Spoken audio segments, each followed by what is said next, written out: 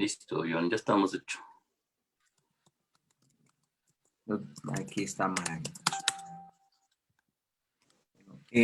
Hola, ¿qué más pues? Buenas noches. Nuevamente un gusto estarlos saludando en este nuevo Facebook Live del Instituto Eleusis, donde ya venimos aproximadamente, ya vamos a estar 5 meses, Alejo, reflexionando un poco las ideas de James Hillman, de su texto Reimaginar la psicología, donde hemos profundizado en varios de sus apartados, en sus ideas, en lo que él le da un vuelco como tal a la psicología, llevándola a lo que realmente se debe comprometer, que es con el psique, con la psique, con el alma, con aquello que realmente es su compromiso, no como lo hace la psicología junguiana clásica en algún momento de descargar todas la psicología o todo lo que pasa en el ego, en la persona, en el que el individuo se puede individuar, autorrealizarse, etcétera, etcétera. Para Hillman estas ideas son un poco controvertidas, pues ya que realmente eso no le hace justicia a lo que es al alma. Entonces, realmente cuando este texto, que en original es revisionar la psicología, es poder darla llevar a ella misma, darla desde, verla desde otro lugar, entenderla desde otro lugar. Entonces, ese ha sido pues más que todo como el trabajo que hemos hecho aquí, poder hacer un poco de alma, poder reflexionar y pensar y hacer unos comentarios en relación a las ideas de Hillman y este texto Reimaginar la psicología. Eh, ya venimos tocando la tercera imagen o concepto o propuesta que nos tiene Jane Hillman en relación al hacer alma, que es transparentar, que es transparentarla, es decir, es poder transparentar esa idea que se está gestando ahí en sí misma, es poder transparentar ese logos que está ocurriendo ahí en el alma, es poder ver esa idea que está en ese despliegue que se está imaginando a ella misma, que como nos propone Hillman en el proceso de transparentar, entonces el primer momento es reflexionarlo, interiorizarlo, poder dar cuenta de un fenómeno que está ocurriendo ahí, poder entenderlo, saber qué está pasando ahí. Ya en un segundo momento, ya Hillman nos habla un poco que es hacerle que se justifica a sí mismo, es decir, que este fenómeno que está ocurriendo no tiene que ver ni con el individuo ni con nosotros, sino que es un fenómeno que se justifica a sí mismo, que se hace justicia a sí mismo y que es una imagen en su autodespliegue, que se despliega a sí misma, pero que no tiene nada que ver con el ego del individuo descargarse, sino que es algo que excede al individuo, entonces por ende hay que hacerle justicia. Bueno, me puedo extender más, pero entonces no le doy la entrada a Alejo. Hola Alejo, ¿qué más pues? Buenas noches. Hola, ¿qué tal, John? Pues sí, mira, como bien dices, para los que retoman la plática y no han estado desde el principio, el sentido de este diálogo que tenemos cotidianamente, John y yo, es hablar acerca de, precisamente como él dice, el libro Reimaginar la psicología de James Hillman. Nuestro contexto, obviamente, es la psicología junguiana. Es esta escuela derivada del propio psicoanálisis que tiene sus conceptos particulares y su forma de ver la psicología de manera muy diferente a otras escuelas. Ahora, dentro de esta misma escuela, James Hillman es la figura principal de una psicología, ¿sí? Que podríamos llamar psicología arquetipal. De hecho, James Hillman la llama psicología arquetipal o psicología imaginal. Entonces, con sus propios presupuestos, con sus propios conceptos, con su labor de ir construyendo sobre la propia teoría junguiana, James Hillman ha sido tan denostado, ¿sí? Como admirado por muchos otros.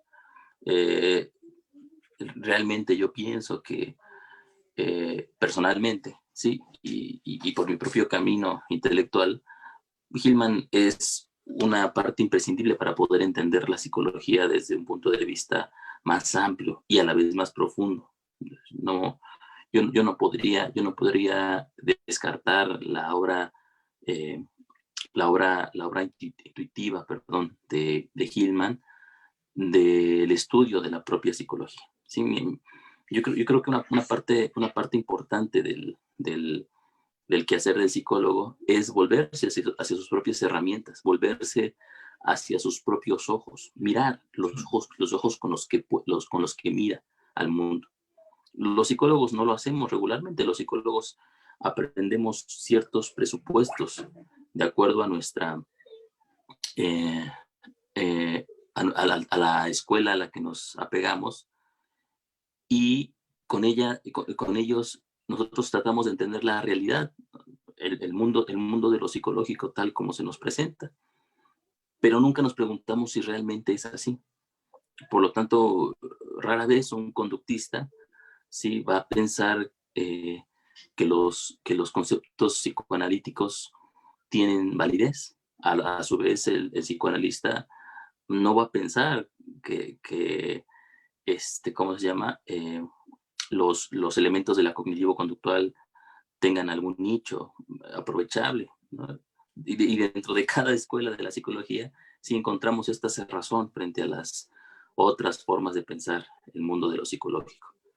A mí me parece que en este sentido, James Hillman hace algo muy interesante, porque él no solamente retoma la psicología junguiana, sino que aplica los propios conceptos de la psicología junguiana hacia sí mismos y después hacia la psicología.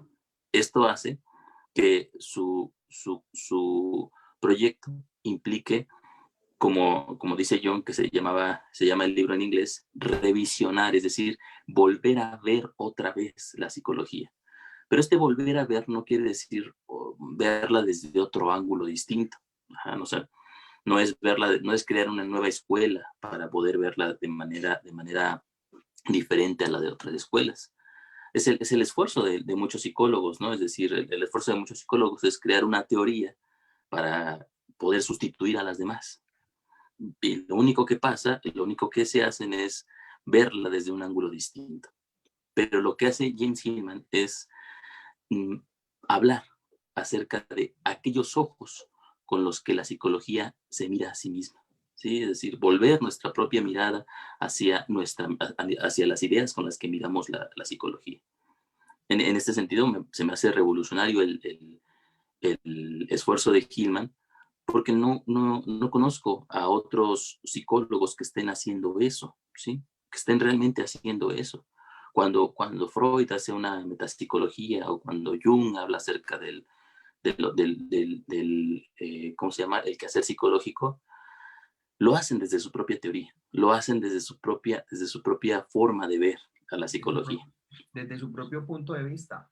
Exactamente. Y James Hillman nos invita, aunque no siempre lo logra Hillman, también tiene sus trabas ahí. Claro, aquí no lo podemos cargar, pero no lo vamos a hacer. Así es, así es. O sea, no vamos a ir más allá porque estamos tratando del contexto hillmaniano en sí mismo, ¿no? Pero el punto es que pone las bases, él es el pionero en este sentido. Es el pionero para poder analizar a la psicología desde la propia psicología. Uh-huh.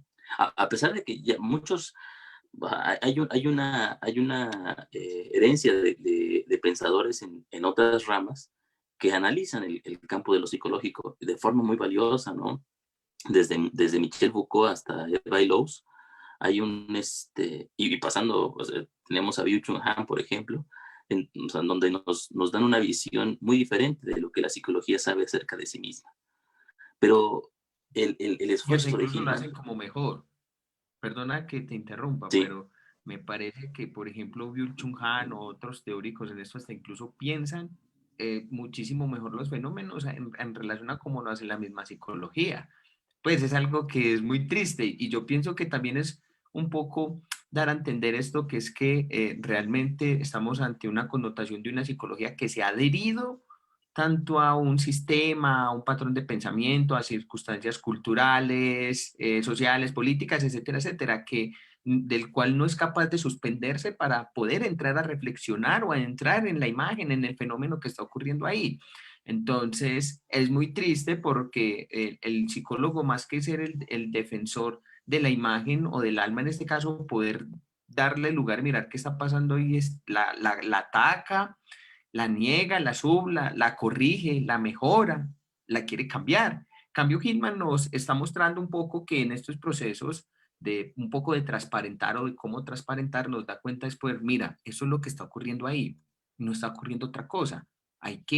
Se está haciendo justicia a sí mismo, se justifica a ella misma. Hay que dejarlo ver, que transcurra, que siga su marcha, que siga como esta connotación del errante que él nos habla, porque no es como la finalidad de que nos habla, por ejemplo, muchos psicólogos, o como tú dices, que Hillman también se traiciona al mismo también en estas ideas un poco, ya más adelante, pero en este texto que es genial, realmente es muy revolucionario en relación a cómo él plantea este proceso del hacer alma, de poder estar en ese lugar de compromiso de que como psicólogo nos compete, que es poder transparentar el fenómeno, poder mirar qué se está imaginando ahí, qué está pasando en el fenómeno para sí mismo, y que como está mencionando Alejo, las herramientas que tenemos son nuestras ideas, pero ya en relación de cómo lo hizo Freud, de cómo, pues que Freud, yo estaba diciendo aquí de fruta, ¿será que quiero manzana?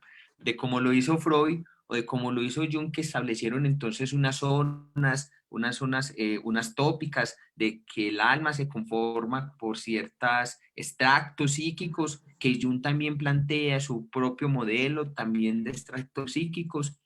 En Hillman depura un poco eso. En Hillman dice, pero ¿cómo vamos a poder encerrar al alma o lo psicológico en unas estructuras, en algo que es muy reduccionista también? Entonces, él coge y quita todas estas estructuras, quitas estos tópicos, quitas estas connotaciones que son muy oxificantes, muy sólidas, para ver y entrar en el dinamismo imaginal de la psique, que eso es muy importante. Sí, sí, sí, sí, sin duda, ¿no? Yo no sé, Hillman eh, empieza diciendo en este subtema que la psicología es el peor enemigo de sí misma, ¿no? Yo añadiría, ¿no? Y tú lo has dicho muchas veces, John, y de hecho te voy a parafrasear, ¿no? Los peores errores de la psicología son los psicólogos, ¿no? Hay un punto aquí interesante, es el núcleo de este tema que maneja Hillman y que se llama cómo psicologizar la psicología. Implica entonces que psicologizar no solamente es una actividad que se lleva a cabo hacia el exterior, no es una actividad que solamente implique al fenómeno que tenemos frente a nosotros, o al síntoma, o al paciente, o a la situación problemática que se nos presenta, sino que eh, principalmente y antes que nada, la labor del psicólogo tendría que ser la de psicologizar la psicología, ¿sí? Cuando eh, en el siglo XIX, me parece, ¿sí? No recuerdo bien, pero había casos en donde en los hospitales había un elevado número de mortalidad, ¿no? La mortalidad se elevaba, por ejemplo, entre, ¿cómo se llama? Entre las parturientas.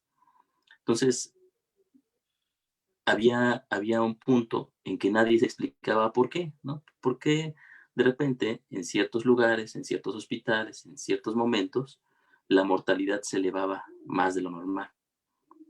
No fue hasta que un doctor, sí, no recuerdo cuál era el nombre de este doctor, ahí sí si lo llegas a buscar, John, ahí me lo recuerdas.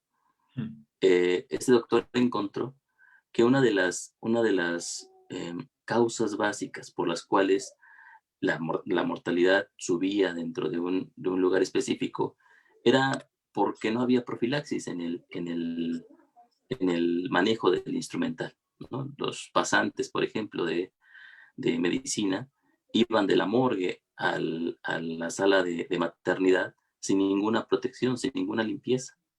Obviamente eso hacía que las infecciones se propagaran de manera estrepitosa.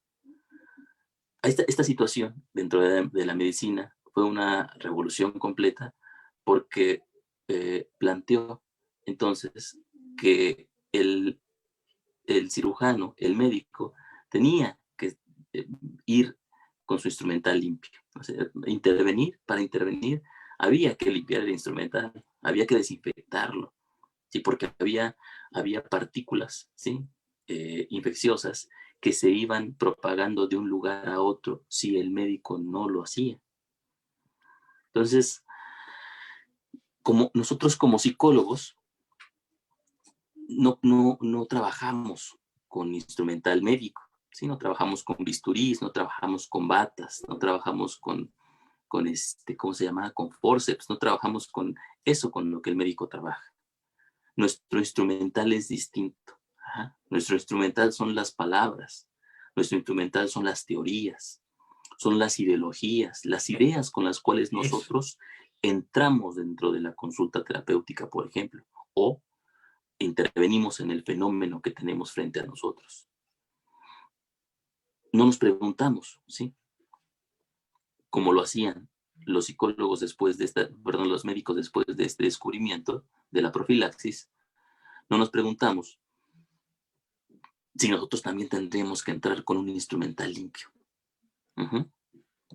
Jung, en algún momento, ¿sí? Decía a sus estudiantes que aprendieran todo lo que pudieran sobre simbolismo, sobre historia de las religiones, sobre teoría psicológica, pero cuando estuvieran frente al paciente, olvidaran todo. Uh-huh. Ya lo hemos discutido en alguna situación, hemos hablado de esa parte. Podríamos darle un sentido ahora complementario, ¿no? Sí, es decir, el psicólogo tiene que ser consciente, ¿sí? De sus propias ideas, de las propias ideologías que carga y que trae, ¿sí? A la sala de consulta o que trae al enfrentamiento con el fenómeno que tiene enfrente para poder hacer una especie de profilaxis. Obviamente no podemos limpiarnos de ideas y de ideologías, pero sí podemos hacernos conscientes de ellas. El análisis didáctico, ¿sí? El análisis didáctico que planteó en algún momento Jung, ajá, y que Freud adoptó y que hoy los psicoanalistas siguen al pie de la letra, implica que el psicoanalista tiene que pasar por un proceso de psicoanálisis propio para poder librarse de esas partículas ideológicas, ¿sí? Que pueden ser en algún momento infecciosas para su paciente. Entonces el psicólogo tiene que hacer eso, tiene que limpiarse de esa situación. Ajá. Pero lo que plantea aquí Hillman con el psicologizar va más allá del análisis didáctico. O sea, el análisis didáctico implica esa situación. Yo voy a ir a psicoanálisis, me voy a psicoanalizar 5 o 10 años o más, ajá, para poder, digamos, resolver situaciones personales que no quiero, ¿sí? Como psicoanalista, repetirlas o cargarlas, proyectarlas sobre mi paciente. Sin embargo, no me doy cuenta que en esos 10 o 15 años de análisis estoy yo cargándome de una idea particular acerca de cómo es el mundo de lo psíquico. Ese es el psicoanálisis, es decir, estoy sin quererlo, ¿sí? Asumiendo una idea, ajá, y al asumirla, y al no criticarla, y al no dejar que se mueva por lo que se vuelve una visión fija de la realidad, la convierto en una ideología, y entonces yo siento que voy desnudo frente al paciente, que voy sin partículas infecciosas, pero sin embargo llevo la infección en mí, porque ya la ideología ha contaminado, ¿sí? El lugar de la relación en la que estoy. Sí, y fíjate que es tan fuerte que yo hasta incluso lo llamaría como un adoctrinamiento, porque entonces ya, ¿qué pasa en este caso? Entonces, yo lo voy a decir en forma de sarcasmo porque me gusta mucho cuando, ay, no, yo ya he hecho terapia por 10 años, yo ya me autoconozco, no, yo ya he hecho tantas cosas, yo ya he vivido tantas terapias, tomas de ayahuasca, yo ya he hecho mucho trabajo, entonces yo ya supuestamente me autoconozco, pero Si nosotros fuéramos I.O., realmente ese ejercicio de autoconocimiento es ver todo el tiempo, nuestras ideas están en juego. ¿Qué tanto puedo yo transparentar las ideas desde el lugar en que hablo, desde el lugar en el cual yo me encuentro con el consultante? Porque cuando, por ejemplo, en la formación junguiana también se hace, Alejo, que también es un trabajo de mucho análisis didáctico también, porque los analistas junguianos también creo que parte de su formación son como 300, 250 horas de análisis personal.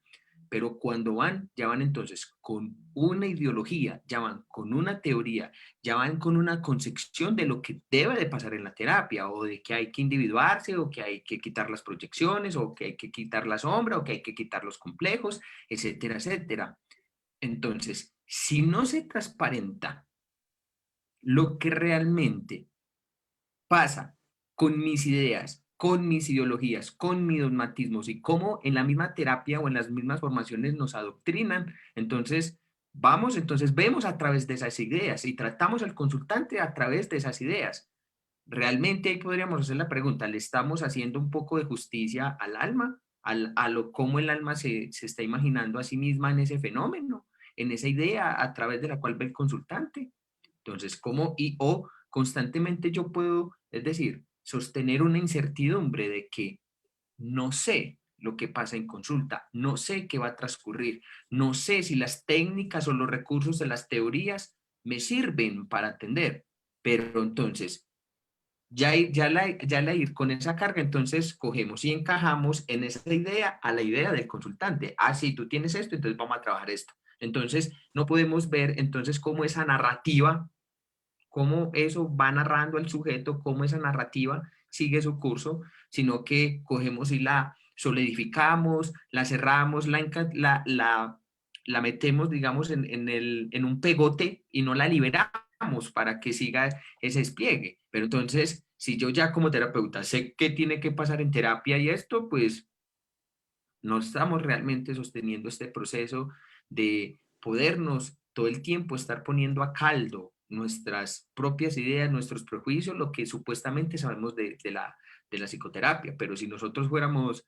a ser un poco conscientes en relación a eso, cuando conversamos con Gustavo Beck en el simposio que hicimos de las jornadas de civilización en transición, cuando él decía que el proceso terapéutico era algo terrorífico, es terrorífico en el sentido de que no sabemos con qué nos vamos a encontrar.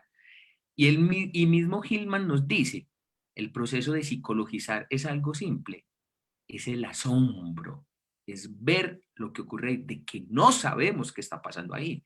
Y en el cómo psicologizar el asombro y saber qué pasa ahí, realmente es lo que motiva realmente al proceso de poder psicologizar, de poder hacer alma, de poder mirar las ideas que están tomando forma ahí, que se están justificando a sí misma. Pero entonces en terapia corregimos, ayudamos, direccionamos, vaya por aquí, es por aquí, y no le permitimos que se libere a sí misma.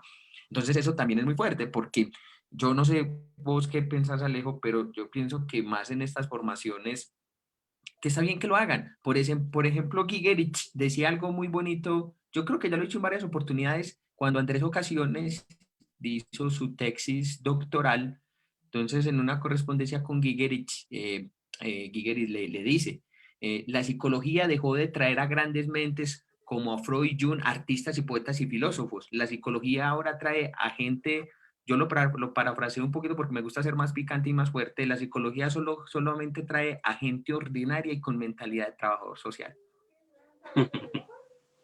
Sí, sí. Y, ojo, yo que estoy haciendo aquí un poco más fuerte, pero ¿en qué sentido? Y yo entiendo a Gigeris cuando le dice esto a Andrés Ocasiones, porque entonces dice, a gente ordinaria y con mentalidad de trabajo social es que nos centramos en los temas humanos demasiado humanos, nos centramos en asuntos de la persona, caemos en la falacia personalista. Entonces, todo es el individuo, en función del individuo, lo que pasa el individuo, y realmente el hacer psicología, el compromiso que conlleva como psicólogo, ¿dónde está? Porque eso exigiría de nosotros un trabajo de poder poner a caldo nuestras ideas, pensar e reimaginar y estar en un nivel mucho más alto de lo que exigiría de nosotros un esfuerzo muy grande en poder hacerlo. pero al psicólogo eso le cuesta, entonces necesita solidificar, dogmatizar, encerrar y evidenciar, como lo hace el método científico. Y lo que pasa es que a mí siempre me ha generado una duda, esto muy charro, me alejo. Si supuestamente la psicología es una disciplina científica y que se basa según en métodos científicos, entonces, ¿por qué no han curado entonces a toda la gente si ya saben, si ya tienen los métodos y la experiencia? Cuando, por ejemplo, Augusto Compe plantea de que la evidencia o lo positivo se basa es que tú puedes replicar un método una y otra vez y vas a obtener siempre el mismo resultado. Entonces, si es así, ¿por qué la psicología o todas las psicoterapias o todo lo que pasa se enredan aún tanto? Si la ciencia ya lo resuelve, entonces, ¿por qué aún no lo han comprendido o por qué no les funciona muchas veces lo mismo en los consultantes? ¿O por qué lo que hacen los ponen en un lugar muy diferente de poder entender, de poder imaginar lo que está pasando ahí? Entonces, realmente no se sabe. No se sabe. Si tú dices que la psicología la basas en un método científico, ojo, independientemente de esto que yo estoy diciendo esto aquí, eso no quiere decir que eso avance porque eso va a seguir, pero que si no se reflexiona o que si no se pone en un lugar de dinamismo o de movimiento, entonces estaríamos matando lo que es el hacer alma y el proceso de transparentar. No sé vos qué pensás, Alejo. Perdona que me apasioné, es que hay un poquitico. Yo creo que hay nichos, es decir, es cierto que hay una psicología científica, es decir, hay una psicología basada en evidencias.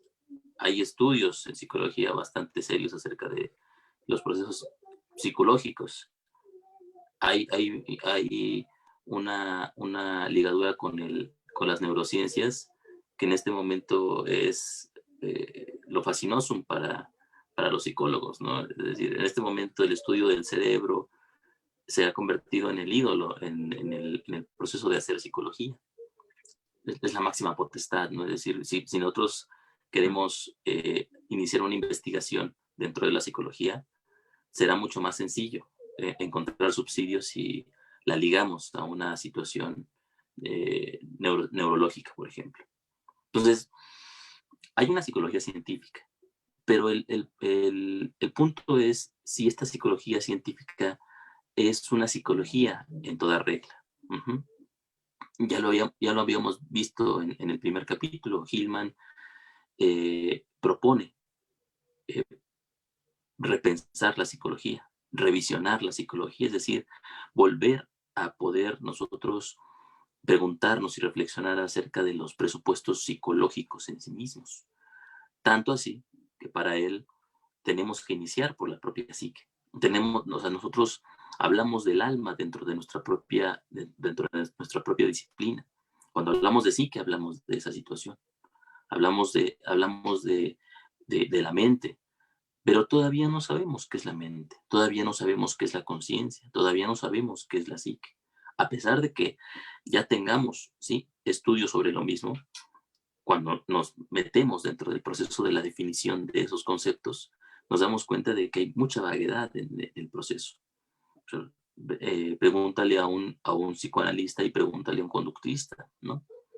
Pregúntale a un sistémico, pregúntale a un neuropsicólogo. Es decir, el problema de esta situación es que cada escuela está segura de aquello que cree, de aquella ideología, de aquella idea sobre la cual basa su propia construcción teórica. Pero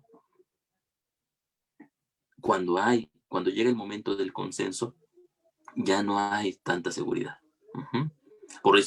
Esa es una de las razones por las que no hay comunicación entre las escuelas. Es decir, para sostener una propia idea, para sostener un dogma, ¿sí?, no tengo que preguntarme sobre él, ¿sí? Y no tengo que compartirlo con otros.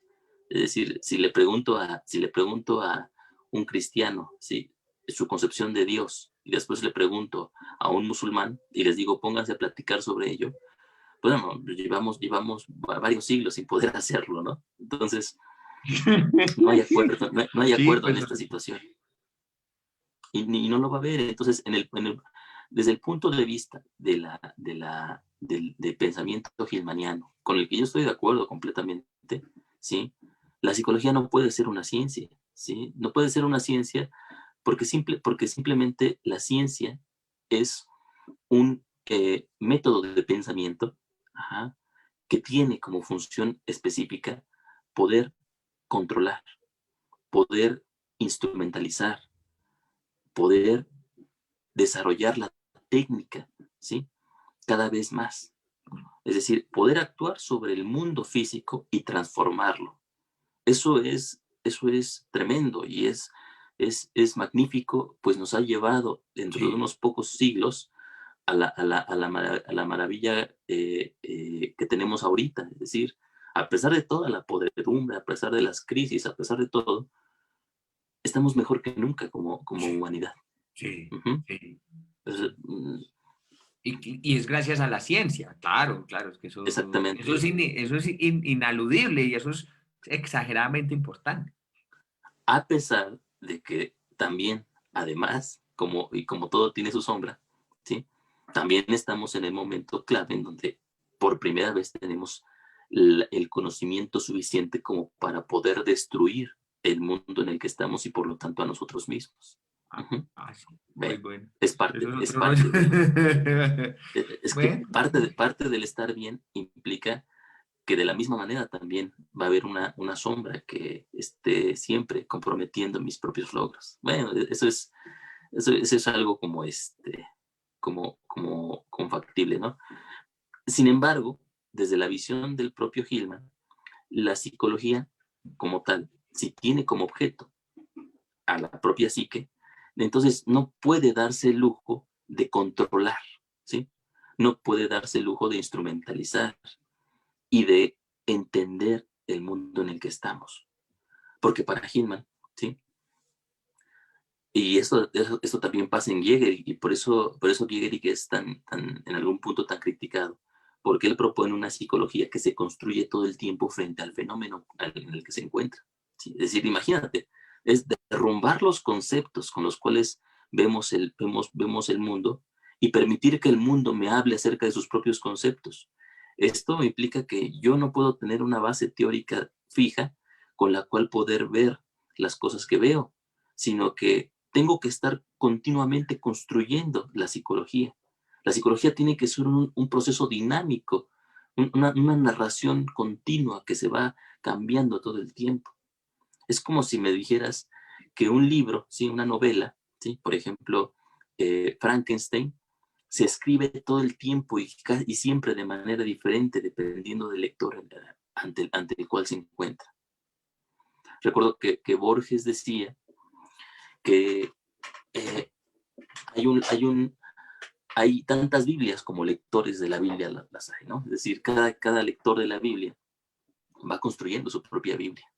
Bueno, si lo trasladamos eso al proceso psicológico, a la teoría psicológica, podríamos decir que no solamente no implica, o sea, esta variedad no implica al sujeto que hace psicología, ¿sí? O más bien sí, pero el sujeto que hace psicología no es el psicólogo, es decir, no es la persona, sino es el propio fenómeno psicológico. El fenómeno psicológico es el que está haciendo psicología todo el tiempo. Y nosotros intentamos estar a la altura del pensamiento, de lo que se piensa a sí mismo. Uh-huh. En el caso de Hillman, intentamos estar a la altura de la imaginación creadora, de la imaginación mitopoyética que todo el tiempo se va desplegando y va construyendo la realidad y el mundo por medio de las metáforas y de las múltiples ficciones con las cuales se presenta ante sí misma. Entonces, no podemos tener una psicología fija, ni una teoría vallada, sino que tenemos que enfrentarnos a lo salvaje allí enfrente de nosotros. Tenemos que ir a la selva primordial y perdernos en ella. Uh-huh. Estar abiertos ante nuestra propia muerte, es decir, ante nuestro desgaje como sujetos teóricos, ¿sí? Es decir, sujetos que tienen una teoría que los sujeta a su vez y que les permite, digamos, una cohesión con la misma. Perdemos sí, ante el fenómeno la cohesión. sí, ante eso me hiciste acordar un poco la idea que te estaba comentando la otra vez, y voy a apoyarme un poco en esta imagen de la Odisea, cuando entonces eh, Ulises tiene que pasar entonces por esta cueva para poder llegar a Ítaca debido a que ha perdido pues como el horizonte del camino de eso por culpa pues de que Poseidón lo maldijo a estar divagando por los mares. Entonces Tiresias le dice, tienes que pasar entonces por un lugar muy inhóspito, por Exila y Caribdis. Entonces cuando está en el barco, podemos tomar esa imagen que realmente cuando él empieza a adentrarse ahí en esa cueva para poder pasar al otro lado, entonces Exila le empieza a matar a sus guerreros, se los empieza a devorar. Entonces yo tomo como, digamos, como esta imagen, como esa narrativa o como esa teoría que todo el tiempo se tiene que ver devorada, deconstruida y vernos desnudos de que en realidad no sabemos nada del fenómeno, de que no sabemos lo que está ocurriendo ahí, de que en la medida u otra, y o que nos vamos liberando, es decir, de esa teoría que nos tiene atado, de esa ideología que nos tiene amarrados, subyugados, sumisos, de esa imaginación, y aquí critico un poco también a los junguianos cuando dicen, ay no, hay que hacer imagen, hay que hacer alma, pero literalizan todo el alma y todo el proceso para hacerlo, entonces verse devorado ante lo que está ocurriendo ahí y entregarse a lo que está pasando. Es decir, ojo que con eso no estamos queriendo decir de que en ese devoramiento uno no quedan con presupuestos e ideas, pero que en la medida de eso que uno se va entrando al fenómeno, los presupuestos e ideas, ideologías de que supuestamente sabemos qué es el fenómeno o lo que está ocurriendo ahí, se cae, se ve devorado. Y darse cuenta que una vez que cuando Ulises logra pasar, y ya cuando ya Caribdis se traga el último de sus guerreros y se ve él ahí, entonces dice, en realidad me quedé solo. Es decir, me quedé solo, es decir, ante una verdad, ante darme cuenta que no sé nada, ante darme cuenta que tengo que hacer el trabajo de poder reflexionar, pensar, adentrarme frente a lo que está ocurriendo. Y es decir, y lo que posibilita entonces lo que es un cambio de visión, es decir, que a través de las ideas que veía no me sirven o no sirven para entender el fenómeno. Es decir, que las ideas mismas se ponen a caldo, que las ideas mismas se puedan justificar a sí mismas y se puedan destruir, por decirlo de alguna forma, o se puedan devorar. Es que fíjate que esta situación causa confusión en muchos, y por eso Hillman es tan malinterpretado, John. Hasta los mismos Porque gilmanianos. si los mismos gilmanianos de repente, te digo, conocemos Sí, sí, sí. gilmanianos que, o sea, toman esta teoría de Hillman y la convierten en lo que sea, ¿no? O sea, la convierten en este junguianismo puro y duro, cuando no es así, ¿no? Cuando es El junguianismo, completamente distinto. Sí, sí, sí. el Entonces, junguianismo bonito. Buena alabanza a la imagen. Ay, imagina que el alma está por allá contigo. Hay que hacer canciones con alma y para el alma. No que hacer si el alma quiere canciones. Ay, no, es que la guerra y lo que está pasando, todo esto es porque le hace falta imaginación al alma, tal cosa. Pues si uno mínimamente o no se hace cuenta de que en las guerras y en todos estos procesos también hay que transparentar una idea que ocurre ahí. Uno dice, ay, tan lindos los junguianos, tan poéticos, por Dios. así es. Mira, una de las situaciones que podrían ocurrir es, y podríamos preguntarnos, ¿no? O sea, frente al fenómeno, no tengo que tener una teoría con la cual asumirlo, ¿no? La respuesta fácil sería sí, ¿no? Efectivamente, no podemos tener una teoría, pero pero siempre tenemos teorías, siempre tenemos ideas. O sea, el mismo Hillman ya lo ha dicho, no vemos al mundo si no es a través de ideas, ¿sí? Pero tenemos que ir un poco más allá, es decir, el giro precisamente que da Hillman, y que a mí me parece aquí lo más importante de su propia obra, es que cambia de lugar al sujeto y al objeto. Uh-huh. Es decir, cuando decimos yo tengo que tener una teoría para poder enfrentar cualquier cosa, ¿sí? Ya estoy teniendo ahí un presupuesto específico que no he reflexionado. Es decir, la relación con el objeto siempre es así, yo sujeto y el otro objeto, o podríamos verlo como lo hace Hillman, ¿no? En donde ni el sujeto ni el objeto, ¿sí? Son distintos, porque ambos a la vez son sujetos, perdón, son objetos de otro sujeto, ¿sí? Que está dentro de los mismos, que es precisamente la teoría. Ajá. Hay un artículo muy interesante que a lo mejor puede aclarar mucho más esta situación, que es un artículo de Giegeri que se llama La neurosis de la psicología. Ajá, el tercero de los dos. El ¿no? tercero entre los dos. Ese artículo yo lo traduje hace unos meses. Es muy interesante, está en la página de Alevica, se lo recomiendo si lo quieren leer. Ponemos el enlace ahí abajo. Sí, al Ya ratito entonces. yo lo voy buscando mientras vos vas ahí para que la gente lo lea. Ok, y una de las ideas interesantes ahí, ¿sí? Es que precisamente nosotros no nos preguntamos como terapeutas, como psicólogos, ¿qué papel juega nuestra teoría dentro del mismo proceso de la relación con el paciente, por ejemplo, en este caso en la terapia? La teoría, ¿sí? Se presenta entonces como el tercero entre los dos que están ahí en la relación terapéutica. Pero esta teoría, ¿sí? No solamente es una herramienta con la cual los sujetos estén dialogando, sino que a su vez el diálogo, el discurso, la narrativa, ¿sí? Y la propia teoría que está formada de ideas que se van relacionando continuamente, se convierte en el punto focal y en el centro del proceso psicológico. Uh-huh. Desde el punto de vista de la propia idea y de la propia teoría, nosotros somos las herramientas. El psicólogo es la herramienta. La teoría ve a través del psicólogo, ¿sí? Entonces,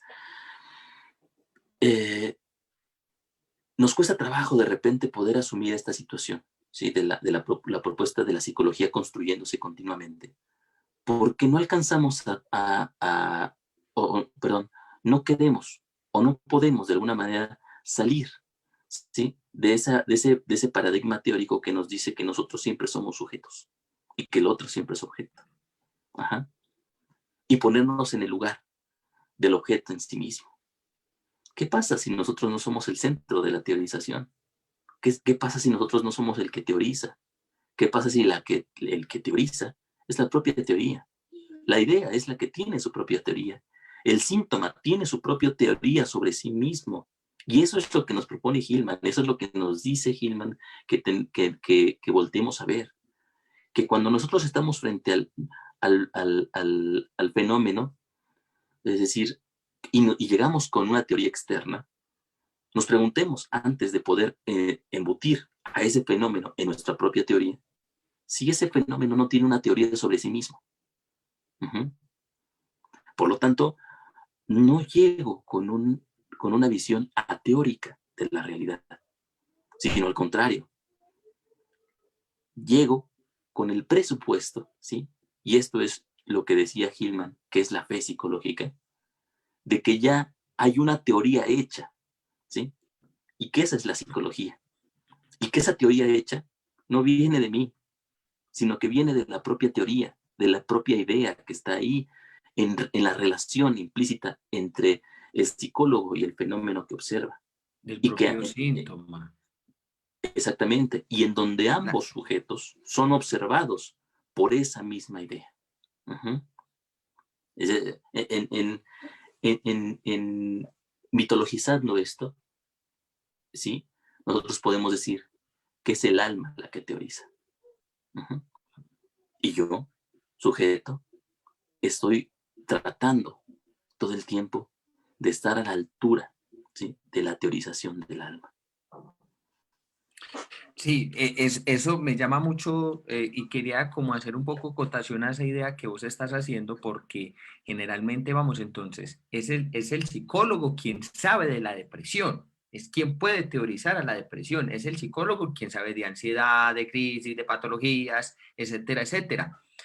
Pero entonces, ¿qué tan dispuesto, como partiendo de este artículo de Giger también, que me fascinó un volteacabezas, cuando entonces, si el tema está ahí, ya está ahí el tema, y mirar ese despliegue, es decir, se teoriza a sí mismo, cómo se entiende a sí mismo, qué está pasando ahí, o qué es entre tanto, entre terapeuta y consultante, quien le empieza a dar lugar y forma, es decir, ver esa idea que se está psicologizando ahí, ver esa narrativa que está ahí transcurriendo ahí, o como diría Hillman, ver el Dios que está ahí implícito en ese síntoma, por ponerlo pues un poco hablándolo arquetípicamente. Entonces, pero que realmente eso no es el terapeuta quien sabe, no es ni siquiera el paciente quien sabe, porque es que si el paciente supiera sobre eso, no iría donde el psicólogo. Y lo más particular es que el psicólogo pretende saber de eso y aún así ni lo entiende, porque entonces lo cercena, lo mete, aquí vamos a criticar un poco a Hillman también, lo mete entonces en mitos, lo mete en cuentos de hadas, lo mete entonces en ideas fijas y no en la movilidad y la narrativa que se está desplegando ahí en ese síntoma, es decir, cómo se está teorizando a sí mismo, cómo se está entendiendo a sí mismo. Entonces, esa connotación que es ateórica, como vos estás diciendo, es que es que es imposible porque es que ya hay una noción ahí, ya hay un entendimiento que se está desplegando ahí, que es o que, como nos menciona Hillman, realmente el proceso es transparentarlo, porque Hillman en este texto hace una relación muy importante que los junguianos literalizan ese proceso, al decir, ay, sí, es que es el complejo que está ahí, entonces es el ánima que se está ahí desplegando, tal cosa, pero realmente tú cómo sabes que si es el ánima, o si es la sombra, o si es tal cosa, o si, bueno, ese síntoma entonces representa o simboliza entonces tal cosa. Entonces, Sí, literalizan. Dale, dale. no, y exactamente como tú dices, es decir, la movida de la propia psicología, de toda, no solamente de la escuela junguiana o del psicoanálisis, sino de toda escuela psicoanalítica, perdón, psicológica y de la psicología en general, es eh, eh, construir una serie de, a través de ideas específicas, ir construyendo un marco teórico precisamente, a través del cual nosotros acotar el fenómeno psicológico, lo cual en el plano científico es de lo más común y de lo más, y es lo más profesional que se puede hacer en las ciencias. Sin embargo, si nosotros decimos, ¿sí? Junto con Hillman, que la psicología va un paso más o tiene que ir un paso más adelante de la ciencia en ese sentido, ¿sí? Jäger diría en algún punto, la psicología es ciencia superada. Uh-huh. Es ciencia que se ha aplicado a sí misma y de esa aplicación, ajá, digamos, ha surgido algo distinto. Ajá, algo distinto que es el propio proceder científico, pero vuelto hacia sí. En este sentido, las ideas con las cuales la psicología va construyendo su marco teórico, ¿sí? No se ven a sí mismas. Ajá. Uno no piensa sobre esas mismas ideas y va acotando todo, va metiendo todo lo que se ve, todo fenómeno, dentro de esas mismas ideas. Por lo tanto, las ideas se empiezan, como tú bien dices, John, a literalizar. Esto ya lo vimos las sesiones pasadas. Literalizar implica fijar una idea, ¿sí? Y convertirla en algo, perdón, y volverla una ideología. Es decir, una idea que carece de la propia reflexión sobre sí misma. Una idea que ya no sabe que es una idea. Una idea que piensa que es verdad. Y esta idea que piensa que es verdad, entonces se convierte en una sustancia inamovible que limita el movimiento psicológico. Por lo tanto, cuando nosotros tenemos en el caso del psicoanálisis conceptos como inconsciente, conceptos como, como las tópicas freudianas, por ejemplo, Y ¿sí? junguianas también. Y en Jung tenemos los tipos psicológicos, tenemos también el concepto de inconsciente colectivo, el proceso de individuación, ¿No? la sombra, el ánima, ánimos, arquetipos, bla, bla, bla. Tenemos un Ese bla, montón bla, de bla, ¿cómo psicólogos. sonó? Es que tenemos un montón de psicólogos, o sea, pareciera que lo banalizo, ¿no? pero más bien hablo de la banalidad de los propios psicólogos al asumir estos conceptos como si fueran reales, ¿sí? Es decir, Absoluto. pensar absolutos, es decir, pensar que la individuación es una situación, es un destino para todo individuo, ¿sí?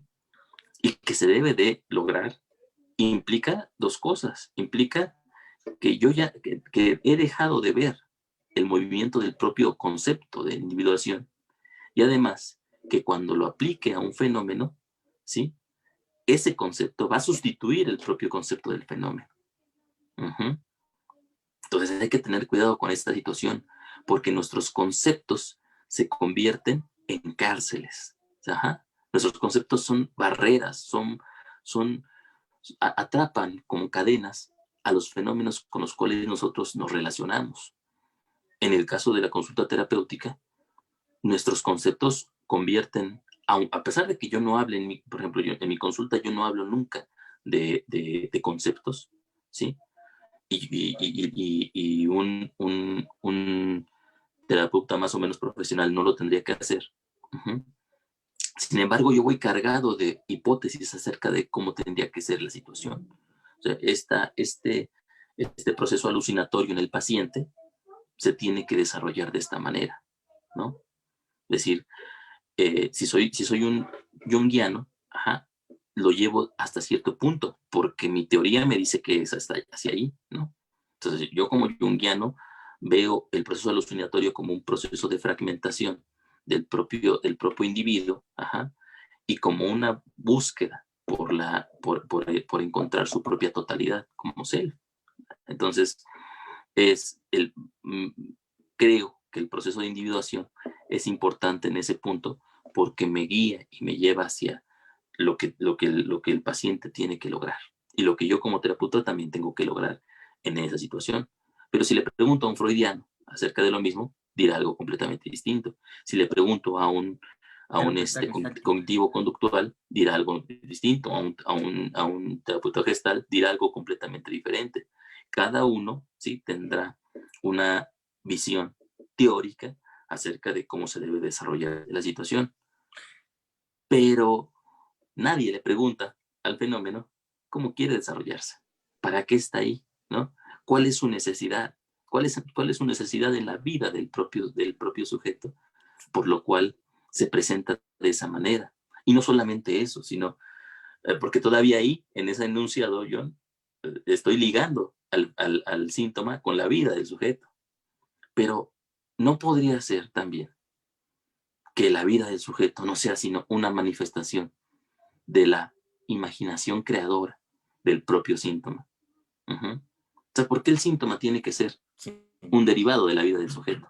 ¿Por qué no el sujeto es un derivado de la propia vida, de la propia vida sintomática, ¿no? Sí. Voy a leer en eso, en relación que vos estás diciendo, donde Enrique Eskenazi le hace una serie de preguntas a Gigerich y Gigerich responde aquí de una manera muy bonita en relación a eso que tú estás diciendo. Entonces,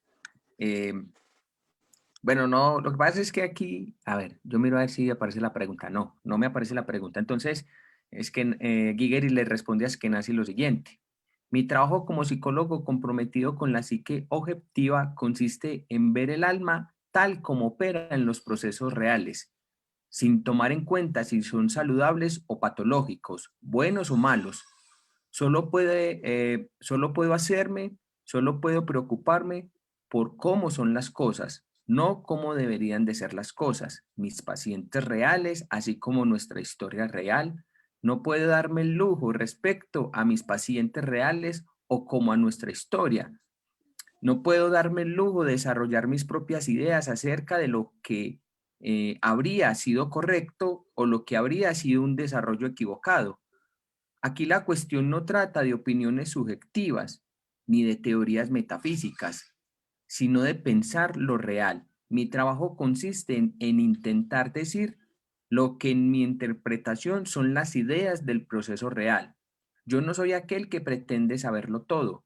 No soy el amo de la historia para decir que fue un desarrollo equivocado. No estoy por encima de la historia, ni soy un observador que esté fuera de la historia. No soy suficientemente pretencioso para dejar corregir la historia. Aquí él nos está hablando un poco, cuando se refiere más a historia, es a la historia de Occidente, pero si nosotros, Alejo, lo pudiéramos aterrizar un poco más, o sea, ¿quiénes somos nosotros para ser pretenciosos, para corregir el síntoma, para corregir el alma, para corregir el proceso que se está imaginando ahí, para corregir la narrativa? Entonces, si nosotros fuéramos ahí que, y, o como nuestro trabajo tal como es decir, es observar el proceso real que se está desplegando ahí, intentar estar a la altura de él, comprenderlo, mirar qué ocurre ahí, dejarlo que se despliegue, liberar ese pensamiento, esa imaginación de esa mezcocha que está enredada ahí, liberarlo para que sea el mismo, más allá de lo que el psicólogo quiera, pues, pretenda hacer. Es decir, es poder transparentar un poco esa situación que está ocurriendo ahí. Y podríamos criticar un poquito esto más, pero no lo vamos a hacer. Pero entonces, si realmente fuéramos a ver el compromiso que nosotros que fuéramos a tener como psicólogos, no es con la persona, es con el tema que la persona pone en consulta, con la idea que trae, con el síntoma que ponía ahí, con la depresión que ponía ahí. Por eso Gilman dice, no están enfermas las personas, están enfermas son sus ideas.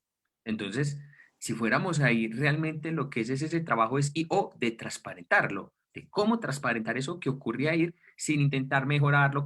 Esto ya lo he dicho muchas veces, cambiarlo, corregirlo o que tenga como yo quiera ser, que Alejo también lo ha dicho en muchas oportunidades, sino que realmente Gilman nos remite es a esa posibilidad de que el alma se despliegue tal como es, para hablarlo un poco en términos míticos, que ese fenómeno se pueda liberar de mis prejuicios, de mis conceptos, de lo que yo pienso que es y cómo es, sino dejarlo ser en la medida en que tanto y o intento, como él dice, con mis ideas poder comprender, pero que realmente no es ni a favor ni a beneficio del individuo, sino ver el proceso real de la idea que se despliega, del síntoma que se despliega, es decir, el ver ese yo psicológico que entonces que se teoriza a sí mismo, que tiene su propio conocimiento, que tiene su propia teoría, que tiene ya algo ahí que hasta incluso es lo que mueve al individuo. No sé si te acuerdas, hay una frase que es, Sergi publica de Otto Rank, que querer curar o cambiar a las personas o que se libere de sus síntomas es quererlas liberar de la vida misma. Entonces, es y o que tanto el psicólogo en este caso se compromete con el tema real del alma, o sea, de comprender, de comprometerse de lo que nos compete a nosotros, de lo que es comprometerse también en la consulta. Así es. Esa misma concepción, John, nos obliga, si la seguimos, a preguntarnos y reflexionar acerca de cada uno de los conceptos, ¿no? Ya habíamos dicho en algún momento, es decir, nos obliga a pensar a qué nos referimos con curar, a qué nos referimos con desarrollo, a qué nos referimos con, ¿cómo se llama? Con síntoma y patología. En la parte en la que hablamos acerca del proceso de patologizar, también abrimos muchos temas en ese sentido, ¿no? La patología no es algo que tenga que curarse o algo de lo que el sujeto tenga que librarse, sino que significa su propia vida, es decir, es la propia vida, ajá. Y no la vida como la vida que le pertenece, sino como la vida que vive, la vida que lo vive a él a través de, ¿no? Tan sencillo como esto. Imagínate que con una varita mágica, John, pudiéramos eliminar todas las guerras que han ocurrido en la historia, ¿no? ¿Dónde estaríamos? ¿Dónde estaríamos sin el conflicto y sin la matanza? ¿Sí? Simplemente sin la matanza no existiríamos. Es decir, sin la matanza Sí. no habría ni siquiera el proceso de conciencia. Esto, bueno, ya lo va a explicar Gigetik en sus libros, en su obra, pero nosotros, los grandes avances, o muchos de los grandes avances científicos de los últimos 2 siglos, tienen que ver con el desarrollo de la guerra. Uh -huh. remontémonos a la carrera Sí, espacial. La carrera espacial no surge, ¿sí?, de la nada, o sea, surge como una muestra de poder en un conflicto entre dos superpotencias, ¿no? Es decir, no surge como un avance baladí y de la nada, sino surge como, el, el, como una afrenta, ¿sí?, dentro de la Guerra Fría. Entonces nosotros no, y de la propia carrera espacial, ¿sí?, tenemos toda la tecnología que surge a partir de ahí, ¿sí?, a partir de los años, a partir de la carrera espacial, la potenciación tecnológica ha sido tremenda, ¿no? Y es sí, gracias a esa situación. Entonces, la guerra tiene su propia función dentro de la historia. Y si la guerra como un síntoma tiene su función dentro de la historia, en el individuo, ¿sí?, sus propios conflictos, la angustia, ¿sí?, las patologías que ocurren, no tendrían también parte, ¿sí?, no tendrían una parte importante de la dinámica del sujeto, ¿sí? En el sujeto no puede haber solamente felicidad y sanidad, ¿no? sí. La Viva. enfermedad y la patología constituyen el, el, el, el movimiento de este mismo punto. Uh-huh. O sea, no podríamos imaginar esta situación así nada más.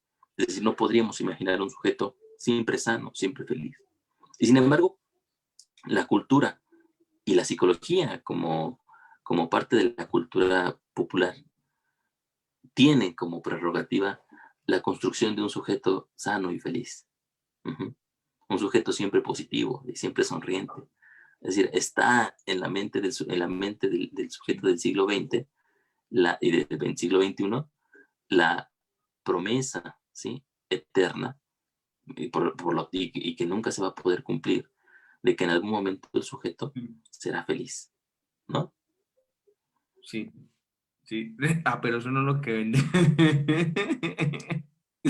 Sí, pues claro, es que si uno fuera a pensar un poco, porque es que el sufrimiento en tanto connotación propia de la psique o lo que está dando es lo que se está gestando ahí para sí misma, pero es que como uno dice muchas veces, ¿usted cómo va a saber de felicidad si no ha sufrido? ¿Cómo va a saber usted de alegría si no ha tenido tristeza? ¿Cómo va a saber, como decías vos una vez, de que, ay, espérese, yo me acuerdo? Igual te va a parafrasear, no me acuerdo muy bien de la idea, que realmente uno sabe del amor es una vez que termina, antes no sabe, entonces porque realmente es algo que duele, usted no sabe del amor si no le duele. Entonces, estas connotaciones de estándares que plantean hasta incluso los mismos psicólogos, porque al psicólogo le aterra, le enferma verse enfrentado a la patología, a la crisis, a la morbidad propia de la psique, a lo que está ocurriendo, entonces la quiere corregir y dirigirla para ver hacia dónde va. Pero en tanto más quiera buscar el individuo eso, entonces ahí es donde va a estar en un perpetuo malestar y siempre va a estar el malestar ahí. Pero realmente, ¿qué tanto puede el sujeto poderse sostener en su propia angustia, en su propia incertidumbre, de que nunca va a ser feliz, de que nunca va a poder retornar al paraíso, de que no puede volver a ese útero simbólico que lo contenga?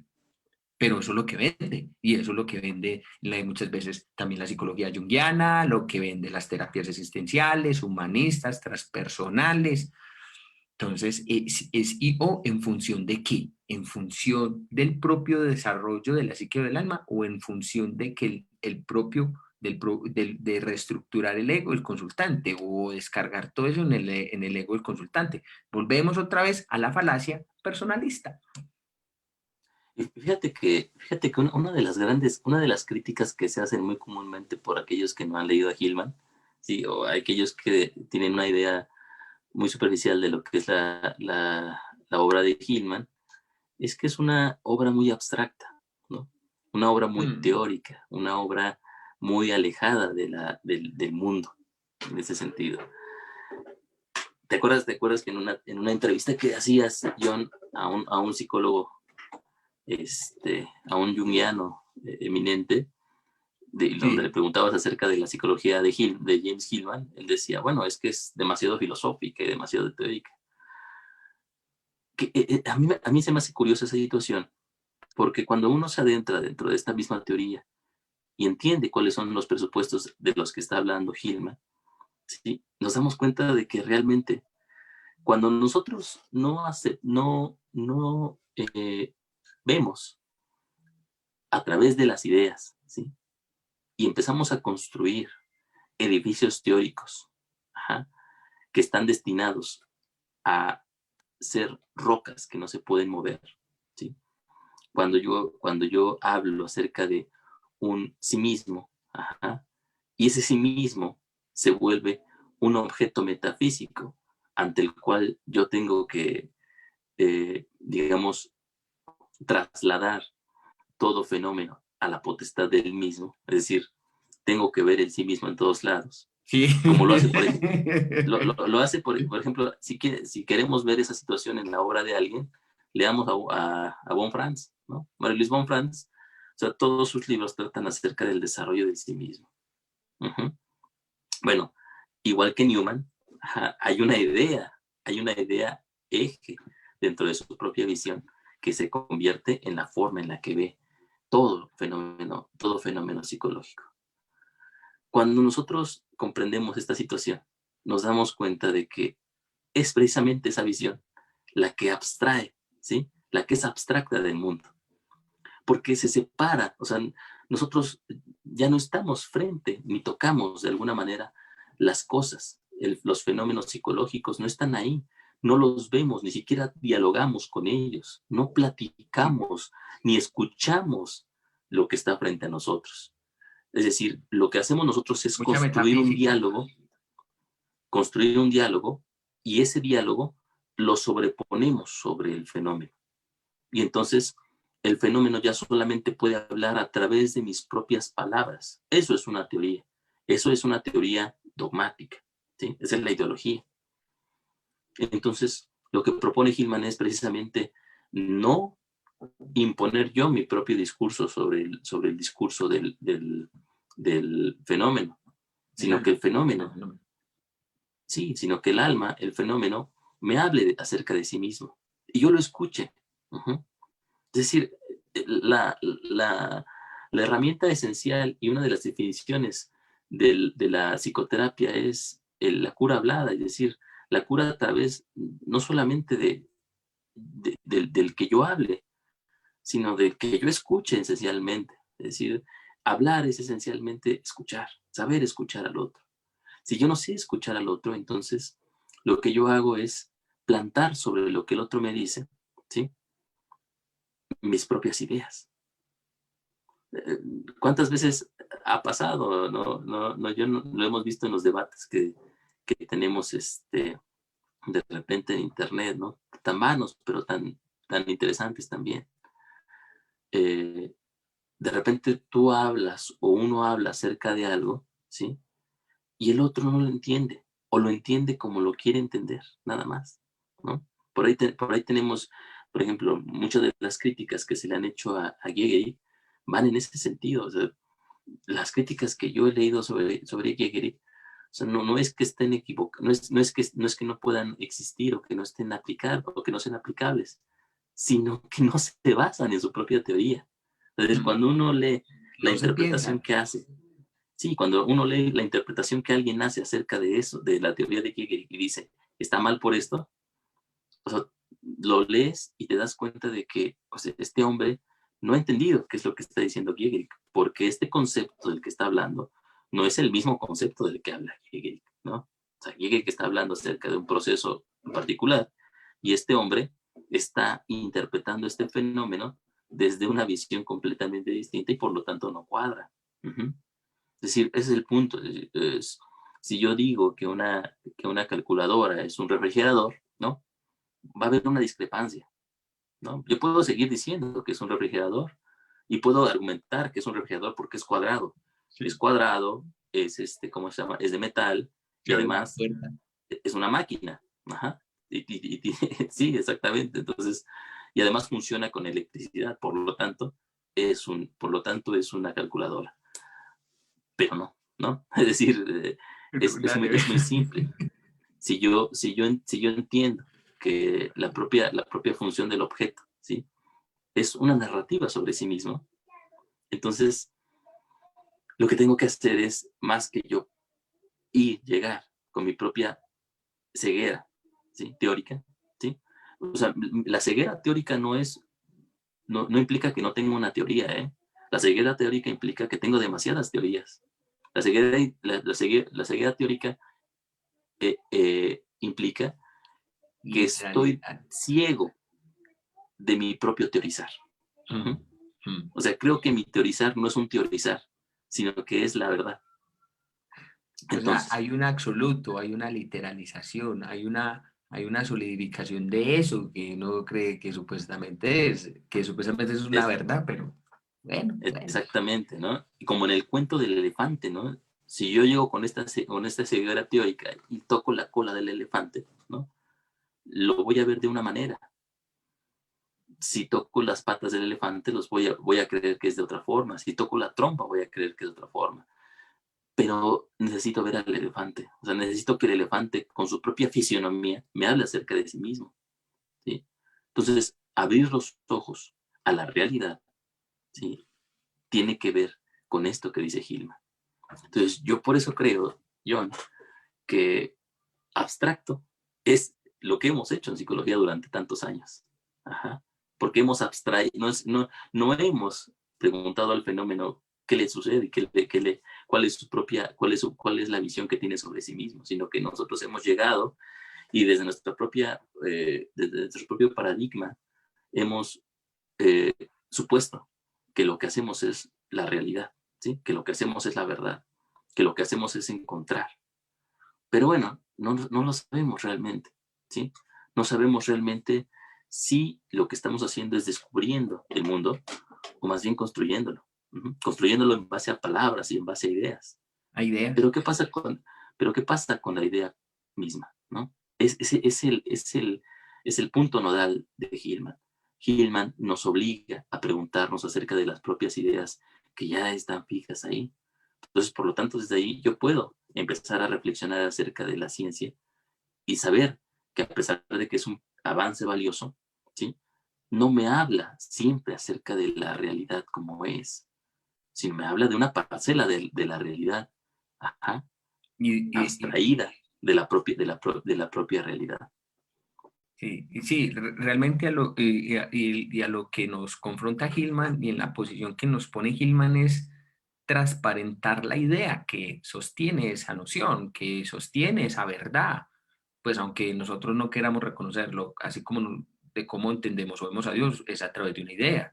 Si usted no quiere ver eso, eso es cosa suya. Lo mismo le pasa a la ciencia, lo mismo le pasa a cualquier teoría, forma de entendimiento de conocimiento humano, que es o en función de una idea que se sostiene. Entonces, realmente el trabajo de Hillman en este capítulo es ver la idea, es ver esa narrativa que se está moviendo, es decir, es ver esa narrativa que sigue un discurso, que sigue como esa connotación errante ahí, que no sabemos ni siquiera, sino que realmente es poder hacerle justicia, que el fenómeno se justifica a sí mismo. Entonces, como nos invita en este proceso de poder interiorizarlo, de poder reflexionarlo, de poder estar ahí y darse cuenta de lo que está pasando ahí, o sea, de poder ver esa idea que se sostiene ahí, pero ni para cambiarla, ni para mejorarla, ni para marcar su direccionamiento, sino ver cuál es el direccionamiento que tiene ella en sí misma. Y ahí nos invita también en este otro segundo proceso cuando hablábamos entonces de esta importancia de que se justifica a sí misma, de que hay una narrativa ahí, o sea, que en esta tercera función de que nos invita a psicologizar es ver la narrativa que sigue ahí esa idea, que se está desplegando ahí. Y como último paso, ¿cuáles son las herramientas que tenemos para poder transparentar esas ideas? Son las mismas ideas. Y que uno piensa, Alejo, que sí, fíjate que es que lo que me llama mucho la atención cuando dicen que es que Hillman es abstracto, que es inagarrable, porque realmente, o como psicólogo se ha caído en el, digamos, en este pragmatismo, en este reduccionismo, en este el poder agarrar y esto, pero que tanto se está también el psicólogo de poder estar a la altura de la misma psicología, poder estar a la altura del mismo fenómeno, y que eso nos pone, como dice Guigueris, cuando por eso él dice que es que la psicología solamente trae a gente ordinaria y con mentalidad de trabajador social, porque es que la psicología es un pensar que es complejo, que es difícil, que nos implica en el poder ver todas nuestras ideas, presupuestos, como está poniendo esta imagen ahora en día, y vernos enfrentados a la misma idea desnuda, tal como es. Sí, sí, sí, sí. Lo cual obviamente en Hillman cambia, es decir, Hillman ve las cosas un tanto diferentes a Gehrig, es decir, para Gehrig sí, precisamente cada fenómeno expresa su propia verdad a través de su despliegue nocional. En Hillman, sí, la verdad del fenómeno es precisamente la ficción, el, el, el, el que nosotros podamos observar a la idea en movimiento, ¿sí? Y no como algo fijo, no como algo detenido en el tiempo. Entonces nos permite que conceptos, ¿sí? Que en algún momento nos son importantes, podamos nosotros resquebrajarlos y construir nuevas conceptualizaciones a partir de ellos. No se trata de que lleguemos al punto en donde un concepto sea superior a otro, sino que no hay, o sea, en la multiplicidad, en el politeísmo conceptual, ajá, lo importante no es cuál es el concepto real, sino lo importante es el movimiento conceptual, ¿sí? O sea, más importante que saber qué son las cosas y saber qué es la verdad, es seguir el movimiento de las imágenes en constante construcción. Por lo tanto, En si en constante algún momento, narración. sí, Sí. por lo tanto yo puedo ver al psicoanálisis, por ejemplo, las teorías freudianas, puedo verlas como un movimiento, ¿sí? Y no quedarme fijo dentro de las mismas teorías y no decir, o sea, si alguien me habla de inconsciente colectivo, o sea, ¿qué es eso, no? Por qué lo estoy asumiendo? O sea, eso no es comprobable científicamente, bla, bla, bla, bla, bla. Es decir, si yo he aprendido un conjunto de teorías, ¿sí? Más que quedarme con ellas, sería caminar con ellas. ¿Qué pasa con esa teoría del inconsciente? El inconsciente existe, el inconsciente es un sustrato metafísico, el inconsciente es un objeto ahí en el cerebro. Hay quienes lo piensan, ¿eh? O sea, hay quienes encuentran el asiento neurológico del inconsciente y hay quienes encuentran que es comprobable la función inconsciente de la propia mente. Ajá. Hay quienes creen que de verdad hay algo como el inconsciente, pero el inconsciente, ¿sí? Si lo vemos como una idea, es una herramienta con la cual nosotros en algún momento, y no nosotros, la propia psicología, se fue construyendo a sí misma, ¿sí? En el proceso de volverse cada vez más misteriosa para sí, en el proceso de mostrarse y a la vez ocultarse. Entonces, el inconsciente se convierte en una idea útil para la propia psicología. No útil para mí, no útil para la gente, ¿sí? Sino útil para la propia psicología. Igual que el proceso de individuación, igual que el self junguiano, igual que los arquetipos. Uh-huh. Pero en el momento en que nosotros, ¿sí?, nos quedamos adheridos a esos conceptos y no los reflexionamos, primero los abstraemos de su propio proceso nocional y no les permitimos que sigan su dinámica como ideas. Las ideas siempre se van moviendo y siempre se van transformando. Nosotros como sujetos queremos seguridad y una parte de la seguridad es la seguridad teórica, el que los conceptos me digan algo y que no se muevan de ahí. Es decir, para mí un concepto es esto y nada más, pero el Sí. concepto se mueve, la idea se va transformando, la imagen va relacionándose y cambia su propia dinámica en relación con otras ideas. Sí. Este interjuego, esta dinámica constante, ¿sí? Este movimiento perenne es el alma. Sí, vamos a leer un comentario, Alejo, muy importante aquí para que lo reflexionemos un poquitico. A Cuando ver. entonces Paulo Alberto Márquez nos dice lo siguiente: no me refería al ser en el sentido analítico, sino en el sentido de la psicología postfreudiana del ser. Cuando inviertes la relación sujeto-objeto o por objeto-sujeto, estás efectivamente disminuyendo el sentido de la agencia del individuo en relación con su experiencia. Que las teorías de Hillman y Gigerich sean irrefutables no habla bien, por cierto, de su estatus positivo. Asumir que cualquier crítica proviene del desconocimiento es asegurarse de que tu teoría sea irrefutable. Es inflar demasiado una visión del mundo. Bueno, yo pienso que hasta incluso aquí volvemos a lo que estábamos hablando ahorita realmente, qué tanto se ha entrado en la teoría o qué tanto se ha reflexionado, porque si hemos entrado aquí a debatir precisamente este tipo de cosas, no es que sean irrefutables. Creo que en una medida u otra aquí hemos también criticado a Hillman en algunos conceptos y más allá de que la teoría de Gigeris no es irrefutable, no, porque ni siquiera no es refutable. Gigeris lo que hace es establecer un movimiento y decir, ni siquiera crean lo que yo estoy diciendo aquí. Estos son mis pensamientos para yo mantener mi mente activa. Lo que yo intento es reflexionar acerca de un fenómeno, ya que, por ejemplo, como está mencionando Alejo, ya si usted como psicólogo la solidifica, la encierra y la vuelve irrefutable, o no la está en su propio movimiento, entonces no está haciendo el ejercicio de reflexionar psicológicamente, porque precisamente a lo que invitan estos pensadores es a no caer en ese tipo de cosas, ya que los mismos junguianos o los mismos psicólogos quieran caer en ese pragmatismo positivista de reducir la psicología o de inflar una visión del mundo como tú estás hablando, es todo lo contrario. De hecho, lo que hace Hillman y aún más Gigeris, porque Gigeris perfora a Hillman, lo niega, lo suble y lo interioriza, es precisamente desinflar esa visión del mundo que plantean los junguianos. Hillman también en su momento cuando dice que hay que devolver el alma al mundo, pero Giger coge y le critica, momentico, no hay que volver el alma al mundo, el mundo ya tiene un alma, ya es un proceso que es lógico que se está desarrollando ahí. Entonces yo pienso que ahí es también como caer en ese tipo como de falacias y no de entrar a pensar realmente lo que se está diciendo, porque precisamente lo que estamos haciendo aquí es poder dar una visión o un entendimiento o poder establecer el dinamismo, la dinámica de la psique del alma y más no del individuo.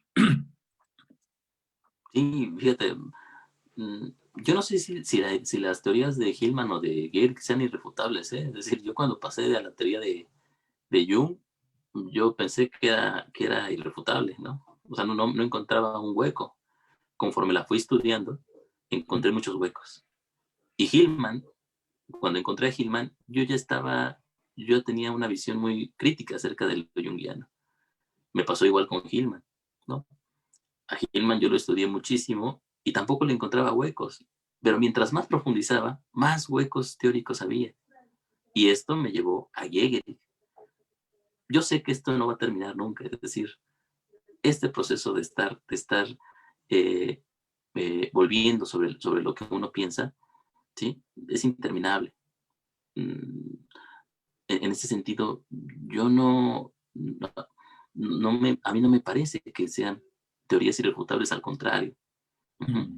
Lo que me parece curioso y lo que yo critico en cuanto a las críticas, ¿sí?, que hacen otros sobre ellos, es que sin haber leído uh-huh, a Hillman o sin haber leído a Gieri, yo pueda criticarlos, ¿no? Es como si yo en este momento, por ejemplo, yo no omito en ningún momento una opinión acerca del movimiento feminista como proceso ideológico, pues porque no lo conozco. Ajá. No he leído a las feministas. En el momento en que yo me meta, o que me interese el tema y me pueda meter dentro de lo mismo y lea sus bases teóricas, ¿sí? Lo cual es un proceso que no me va a llevar, yo creo, una semana, sino años. Entonces yo podría emitir una reflexión sobre eso. Pero si yo no conozco, ajá, al autor, no he leído sus propias teorías y no he reflexionado acerca de lo que dice, ¿de dónde va a venir mi crítica? Uh-huh. Es lo que yo digo, es decir, la mayoría de los críticos malentienden, ¿sí? No porque sea irrefutable, sino porque Hegel que expone un argumento muy claro, que dice algo, y yo como no me he metido y no he entendido cuál es el sentido de ese argumento, ¿sí? Le doy cualquier significado que a mí se me ocurra. Uh-huh. Entonces, por eso yo decía, es decir, si yo tengo un cuadro blanco, ¿sí? Y llega alguien y dice es negro, pues entonces yo ahí voy a tener una discrepancia. Uh-huh. No porque no se pueda criticar, sino porque los argumentos sobre los que se erigen las críticas muchas veces vienen del desconocimiento. Y Yo desde creo que los es prejuicios. importante. Y desde los Así es. prejuicios, o porque no quieren que sus ideas se vean en juego también, no se vean de Es, obras. es muy claro, es muy claro. Nosotros jungianos lo hemos sentido mucho cuando alguien critica a Jung, ¿no? O sea, cuando alguien critica a Jung, nosotros de repente entendemos y sabemos que la crítica viene de alguien que entiende el proceso o de alguien que no lo entiende, ¿no? O sea, cuando alguien eh, habla acerca del sí mismo como el espíritu rector de todo sujeto que representa, no sé, cualquier tontería, ¿sí? Y no se ciñe a las propias conceptualizaciones de Jung sobre lo que es el sí mismo, entonces su crítica demerita. Uh-huh. No porque el sujeto no pueda criticar, sino porque no ha hecho el trabajo de leer a Jung. ¿Sí? O sea, los freudianos se burlan de Jung, uh-huh, porque no lo han leído. Los cognitivo-conductuales se burlan de Freud, ¿sí? Lo ven como alguien que sexualiza todo. Pero si tú teorizas, o perdón, si tú criticas que Freud sexualiza todo, es porque no has leído a Freud, ¿no? Es porque no has entrado a su obra y o sea, no te has imbuido de lo que en su obra la sexualidad implica. Uh-huh. Sí, es muy cierto. Y lo literalizan. Exactamente, eso es a lo que nos referimos con literalizar. Literalizar es no ver a través de las propias ideas sobre las que yo veo. Y esa propuesta de Gilman. Ahora, ahora sí que, como decimos acá en México, ¿no? Tampoco nos clavemos en esta situación. Es una forma, esto es una teoría, esta es una forma de ver. Pero hay muchas otras, Sí, ¿no? Y ahora sí que todas tienen cabida en esta situación. Gilman, al hablar de politeísmo, ¿sí?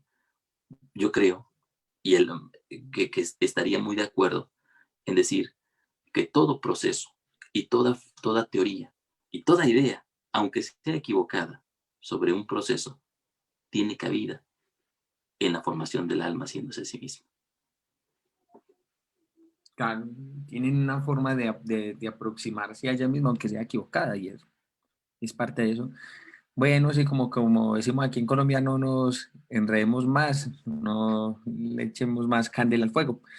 Bueno, a todas las personas que nos estuvieron acompañando en este Facebook Live, muchísimas gracias. Ya yo en el próximo, ya pasamos a deshumanizar. Sí, ya sí nos da. No nos quedamos, bueno, ya miramos a ver si le damos otra machaca a esta idea. Yo creo que otra sesión más, ya, Ah, bueno, todavía. listo. Vamos a darle otra sección más. Entonces, a todas las personas que nos estuvieron acompañando, muchísimas gracias. Que tengan una excelente noche. Si tienen dudas o algo, pues nos pueden ir escribiendo ahí abajito que Alejo yo les respondemos. Que tengan entonces una excelente noche y una excelente semana. Nos vemos dentro de 8 días. Luego, cuídense.